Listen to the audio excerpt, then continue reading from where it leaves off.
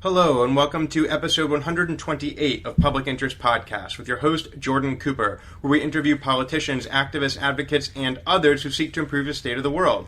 We're here today with Bob Silverman, the U.S. Director of Muslim-Jewish Relations at the American Jewish Committee, the AJC. He's also the former Senior Foreign Service Officer and a former President of the American Foreign Service Association. Bob, thanks for joining us today. Thank you, Jordan. Happy to be here. So the first question I'd like to pose to you is, what are you currently doing, or what have you ever done to advance the public interest, and why? Well, thank you. How many hours did we... Because my whole career has been in public service. Mm-hmm.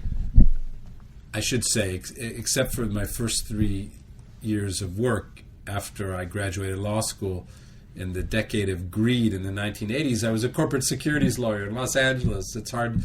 However, even in that 3-year period, in the mid-'80s, I was taking companies public, some of which provided public goods. If you see mailboxes, etc., which used to be in mail services. The company, mailboxes, etc. Yes, I was the one that took them public. So even in that period, I did a couple good things, I would like to say, ethically good things, like helping companies like mailboxes, etc. But for 27 years, I was in the U.S. Foreign Service, representing our country overseas, and I was involved in a lot of things that advanced the U.S. national interest, advanced international human rights, and did other good, positive things for the public. Mm-hmm. But in the last 10 months, almost 10 months period, I retired from the U.S. Foreign Service, and I joined AJC, as you accurately said, to be the first ever Director for Muslim-Jewish Relations. And in that sense, I'm very proud of what we've accomplished to date. So what is it that you've accomplished to date as a Director of Muslim-Jewish Relations? Sure. Well, I looked at this challenge of Muslim-Jewish relations. A lot of people said, good luck. Are there Muslim-Jewish relations, and why does it matter? Yes, there are. And first of all, I had to focus not on international work, but here in the U.S., where the two communities have some, but now as a result, I believe as a result of this initiative, I started to have a lot better partnership. But when I started last May, almost 10 months ago now, there were a lot of things at the local level. There were individual synagogues, individual mosques that had some exchanges back and forth. There are dialogue groups, traditional interfaith dialogues that are happening usually between led by clerics, rabbis and imams, and in some cases university chaplains. There is, and it's still a very powerful group, the Sisterhood of Salam Shalom. It's a group of women who've come together, and they're now branches all over the U.S., mostly on the East Coast where it started, but branches all over the U.S. So there are dialogue groups, but those were all local things. They were focused on apolitical dialogues, if you would, just to understand each other better. And it's super important. I don't want to dismiss it or dismiss its importance, but there was nothing at the national level, at a robust level. Right. There were things between particularly the Reform Jewish movement and ISNA, the Islamic Society of North America, had some exchanges, but nothing intensive that I could see. So it sounds like there's a premise that in order to work on Muslim-Jewish relations, I guess you might infer that one ought to improve Muslim-Jewish relations, which is to say that perhaps Muslim-Jewish relations have not been that great in the past. Is that historically accurate within the American context and historically accurate within the global context? Yeah, I would focus specifically on the U.S. and not try to define the Middle East, which is its own set of issues, or Europe, which is a third set of issues. But just looking here in the U.S., what I saw when I started this job was some local contacts, community-based, but not that robust, and a lot of potential common ground. And I looked at it like I would at any other major public policy initiative.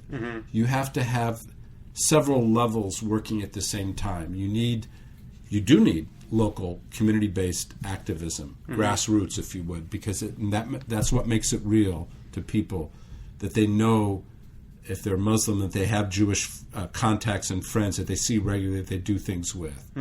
And that builds the trust, and that's the critical element. Why is trust important between these two religious groups? Well, they haven't worked together much in the past, and there is a lot of misunderstanding of the other because of lack of contact. Is there antagonism?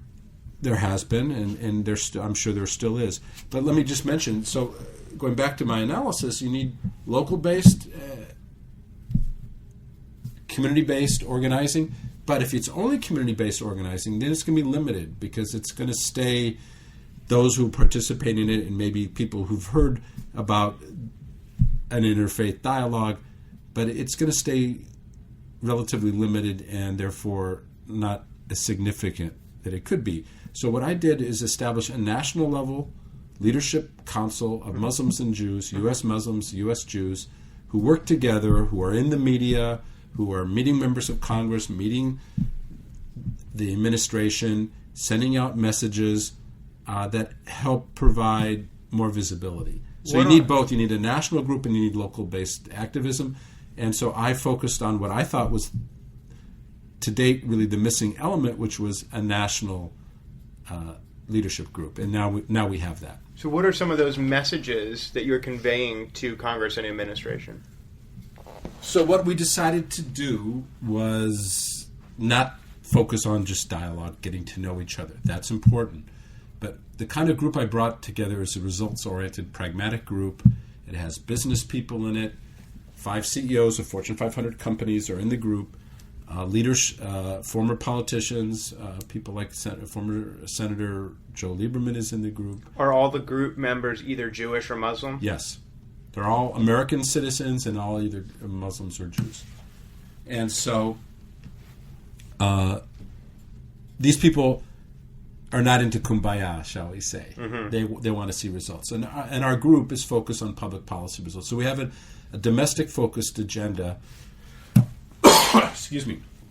And there is one key issue for us. We've decided not to have a laundry list. There are a lot of issues of joint concern of these two communities, and we could talk about a long list of things, but rather than do that, we have decided to focus on one issue at a time, make progress on it, and perhaps cover others. But right now we've just started, and the issue that we've decided to highlight to prioritize the very serious problem that needs more advocacy around it and more visibility is the issue of hate crimes. Or you could call it, and I prefer this name for it because hate crimes has a certain pejorative sound to it, crimes against people of faith. And so if you look at crimes against people based on their religion or faith, this is something of amazing concern, deep concern to both Muslims and Jews and others.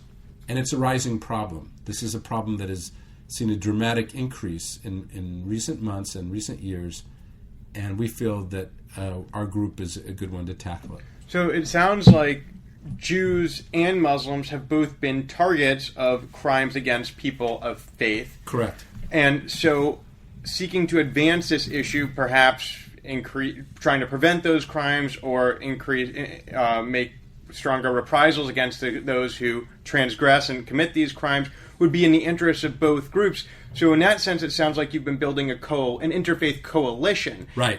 Is there anything that you're doing that's meant to improve relations between Muslim and Jewish communities in America, or is it more finding common ground and advocating for policy positions that benefit both communities? It is more the latter, Jordan. This is a results-oriented group, and we feel the best way to build the trust and build the relationship between the communities is do things together in the public. Yes, we're also getting to know each other and building trust in the process, but we looked at the dramatic rise in crimes against people of faith, and we just felt that it was time to address that. And let's form a coalition to do that. So we have. And how do we do that? So the first thing to know about crimes against people of faith is that it's on a dramatic upswing, and it's dramatically underreported. The FBI collects annual statistics, and you will not be surprised to know that American Muslims have seen the biggest increase. So in the year 2015, which is the last full year for which we have data from the FBI, there was a 67% increase in crimes targeting Muslims as Muslims. Jews, however, remain the single largest target of such crimes. The dramatic dynamism and increases in the Muslim numbers, but year in, year out, Jews are the target of more crimes against people based on their religion than any other faith. So greater acceleration in the Muslim community, greater velocity in the Jewish community. Well, the higher numbers, absolute numbers, are with the Jewish community. There are more crimes of this nature attacking Jews than any other group. Now, so both groups are interested. Other groups are also affected, and it really affects our entire country because these types of crimes are not individual attacks as much as the intent of such crimes are not just to hurt an individual, but to really, it's almost like terrorism. These are crimes intended to impact a whole group of people, to make them fearful, and also to affect the entire society. So that's the intent of this type of crime. So we think there's a societal response to it, and this group is mobilizing to help with that. What are we doing precisely? We are, talking to members of Congress, seeking legislation. What kind of legislation? Well, and we don't have the details as yet because we're waiting for it to be bipartisan, but there are members of Congress who are interested in addressing the core problem, which is lack of reporting. We know these are dramatic reporting of hate crimes, or crimes against people of faith. But once you have a better sense for the real numbers, you can design good remedies to address them. But of course, prosecution is critical. And within the idea of prosecution, the real priority is state level and local level. It's not the federal government that should or is really the main prosecutor. These are kind of crimes that are best handled at by county police, by state police. So are you lobbying state legislatures or chiefs of police? We are. We're starting that, and we think AJC, which has 22 regional offices all over the U.S., and its allies in this coalition, are well placed to do that in every state. So if the top priority is to reduce hate crimes, and the top tactic is to increase reporting and prosecutions. And prosecutions. Well, one, the question is, would improved prosecution actually act as a deterrent to the committing of this crime, these types of crimes? And second, you can't legislate that private for-profit businesses such as newspapers and broadcast journalism organizations actually cover certain topics. Right. Would you propose offering congressional grants to organizations that would cover this? Well, that's a really good question, Jordan, and the answer is yes. Part of the solution here is better public awareness, including in the media.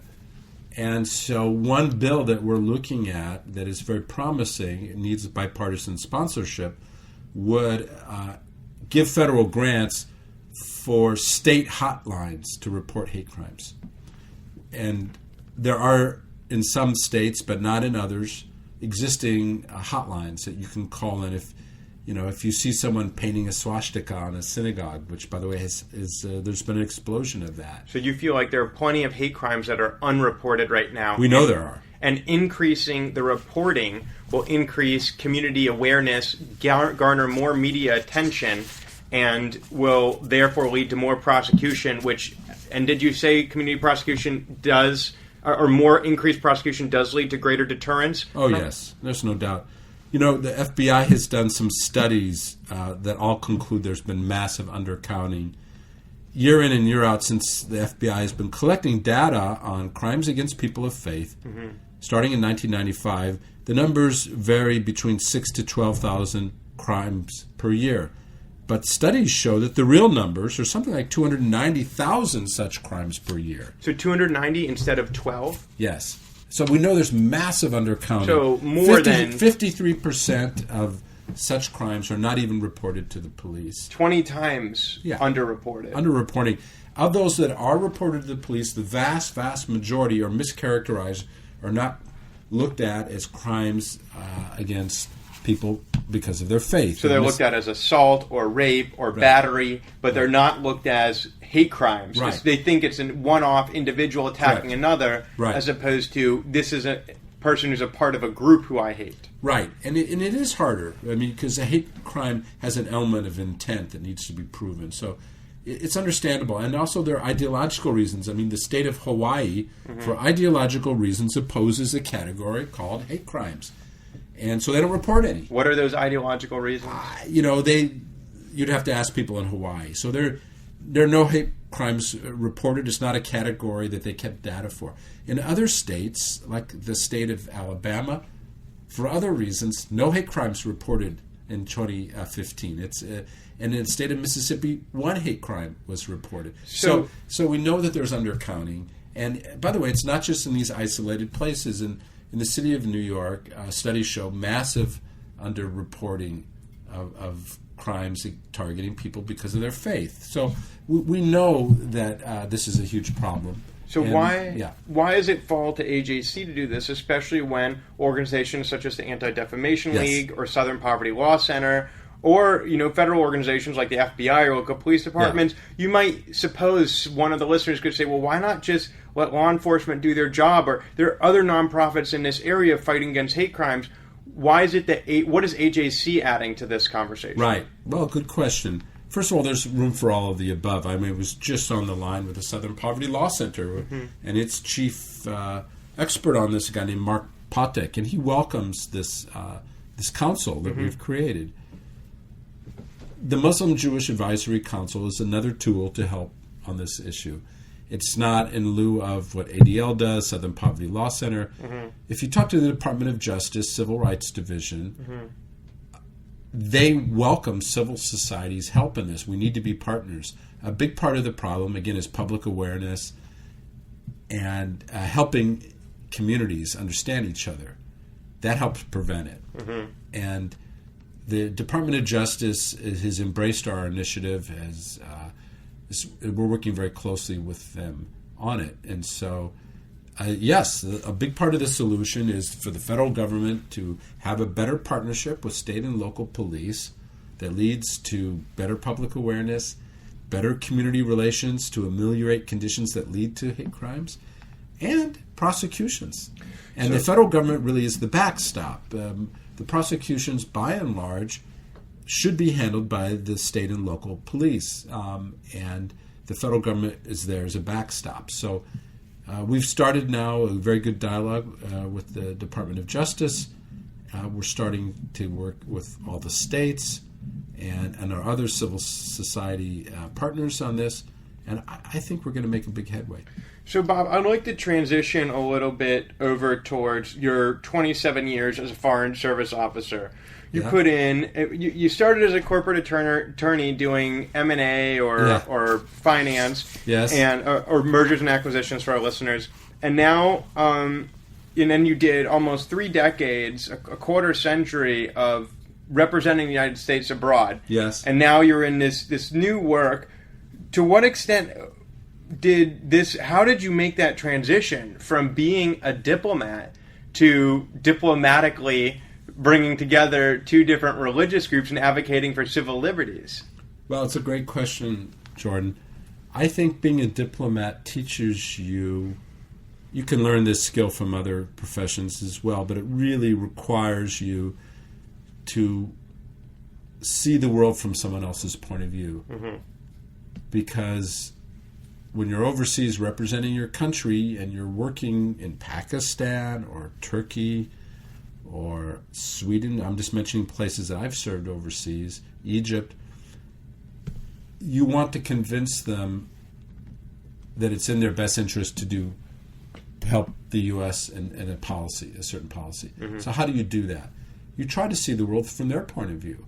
And once you get inside their perspective, you will identify the common ground that exists between U.S. interest and their perspective. How does one... And so you have to start by deeply understanding, not superficially, but deeply understanding another person's point of view, another government's point of view, and that will help you identify where the common ground lies. And so I've done the same thing here. I've tried to deeply understand another community, which the American Jewish community has had to date a lot less contact than it should, the American Muslims, and with sympathy, but with no preconceptions either, or no covering up of problems. Every community has its enormous problems. The American Muslim community is extremely diverse. It's the most diverse, which in all the good and bad senses of the word. It's very disorganized. There's no umbrella groups of any consequence, and it's a relatively young community. Do most American Muslims even consider themselves to be American Muslims? Or Sure. they consider themselves to be from Pakistan? Yeah. Or I'm more Sunni. I'm a Sunni. Why would I identify as a Muslim? Or I'm Shia from Iran. What do I have in common with the Sunnis from Saudi Arabia or Indonesia? It's a great question as well. I would say there is an emerging identification as Muslims. There are, whether it's Sunni or Shia, they do identify, I believe, primarily as Muslims. Now, there's also the ethnic and national origin identification. Sometimes they go hand in hand, sometimes they don't. So, for instance, a very large group of American Muslims are from India, where Muslims, of course, are a minority. Of course, they're a large minority.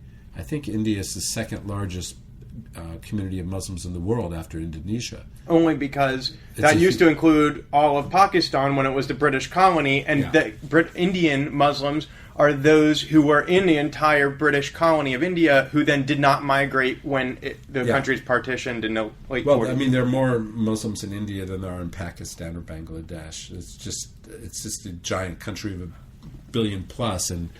But in any case, the reason I mention that is so they identify both as Indians and also where they're from. If they're from Hyderabad, they identify as a Hyderabadi.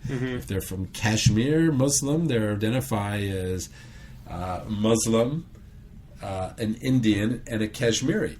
So they have multiple levels, but that's familiar to us. If you're from Ireland, I suppose you could identify as a Catholic. You can identify as Irish, and you can identify from the county where you're from. You can be from Dublin. You could be from County Kerry or something. And you could identify various ways. Likewise, these people who come from Muslim countries overseas have multiple identifications, and they're not necessarily in conflict. And so, but what's emerging over time is a strong identification as Muslims across ethnic lines. That's relatively new. You still have the single largest group in the American Muslim community are the African American Muslims who have not immigrated in recent decades or years. These are people who have African Americans who've been here for centuries. They were brought over as slaves. They were they were originally, many of them, in the Nation of Islam and have converted to mainstream Islam. So it's a fascinating community, and they are the single largest group in the American Muslim community. So we're approaching the end of the podcast, and I'd like to ask you two final questions. Sure. One is just to follow up on something you were talking about when you said you were a Foreign Service officer. Yes. You said a great deal of what your responsibilities were to convince the other countries to pursue policies that were in America's interest by convincing them that it was in their interest as well. Yes. And you said that you had to teach yourself to see someone else's perspective. I imagine, particularly in contemporary United States, many individuals may find it challenging to view anything from someone else's perspective. Can you provide our listeners with a little guidance on how to go about finding common ground with someone who's different than you and how to really understand someone else's perspective? Yes, it's a great question. I believe, I'm a firm believer in reading and understanding and listening to the other person. So when I started this job almost 10 months ago, I really didn't know anything about the American Muslim community. I knew I'd worked overseas and met many Muslims and worked in Muslim-majority countries, but the American community was something that was completely unknown to me. So I went around asking questions and listening. And now I didn't have to learn a new language. These people are all American citizens and speak English. Mm-hmm. So that was for me, it was relatively easy. I'm used to doing this in places where I had to learn a foreign language, whether it was Arabic, Turkish, Azerbaijani. All these are languages I've learned and in the course of my work overseas. But here, they're American citizens. I have a lot in common with them, just fellow citizens of the same country that we all love and cherish. So it was relatively easy, and now 10 months later, I feel like I have a pretty good handle on the American Muslim community. It's a fascinating, very positive development, despite some of the scary things you read about. And so I would say, listen, ask questions and listen, and read everything you can. So as we speak so much about listening as a means of understanding someone else's perspective, I'd like to ask a final question. If you could allow our listeners to hear what your motivation has been throughout the course of your lifetime in public service. You've now entered ostensibly your third career trajectory throughout your life, your adult life, and you've done a lot. You said you were able to help a company that you believed in go to an initial public offering on Wall Street. You mentioned 27 years in the Foreign Service, and of course your new role with the American Jewish Committee. Can you provide our podcast's audience an opportunity to listen to what it is that really has been driving you to advance the public interest throughout your career? Thank you. I would say curiosity is very high up there. I was fascinated with the American Muslim community. I wanted to learn about it. And how to do that? Listen to people, ask questions, read what you can, get out there, get away from your cell phone and computer and go meet people. You'll learn a lot more by face-to-face meetings, I think, than you do by sitting back and reading something on the internet. You should do both. It's not one or the other, but it's much harder to go out and go meet people. And I did a lot of that to start off with. And I'm still doing a lot of flying around, meeting people. And I believe in face-to-face meetings. I think you learn a lot more from that, and you develop a relationship from that. And it may be counterintuitive to a lot of people these days who really live on the internet, and I understand that. I'm on the internet, sending hundreds of emails a day and reading articles online. So that it's not one or the other, but don't forget about the face-to-face contact. It's the critical element. And I think never lose your curiosity and your interest in others.